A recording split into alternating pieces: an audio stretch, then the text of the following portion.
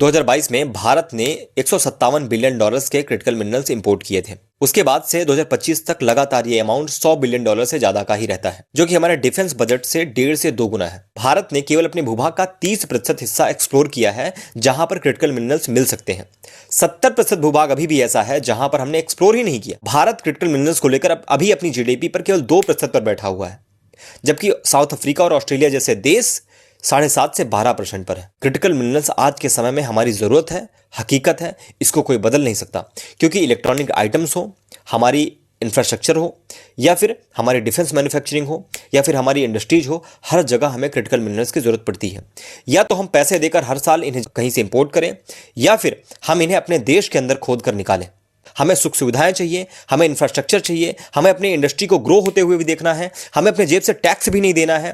China जैसा country जो कि 70 to 80% क्रिटिकल मिनरल्स एक्सपोर्ट करता है, भारत उस पर डिपेंडेंट है। मैं नहीं कहता कि अरावली को नहीं बचाना चाहिए, लेकिन इस बैलेंस की कीमत कहीं ना कहीं किसी छत्तीसगढ़ की पहाड़ी को चुकानी पड़ेगी, या फिर किसी अरावली की पहाड़ी को चुकानी पड़ेगी, या फिर किसी झारखंड की पहाड़ी को चुकानी पड़ेगी। किसी पहाड़ी को माइनिंग करने के लिए जितने पेड़ काटे जाते हैं, सब लोग मिलकर कम से कम एक पेड़ लगाएं तो शायद उसका बैलेंस बराबर हो जाए।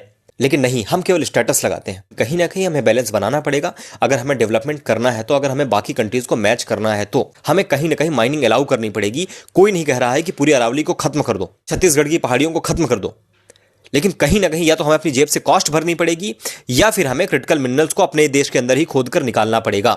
इसलिए वृक्ष लगाते रहिए, पर्यावरण बचाते रहिए, क्योंकि क्रिटिकल मिनरल्स आज के समय में हमारी जरूरत है। या फिर हम डिपेंडेंट हो जाएं, या फिर हम अपने ही यहां से उन्हें निकालें और उन्हें एक्सपोर्ट करें।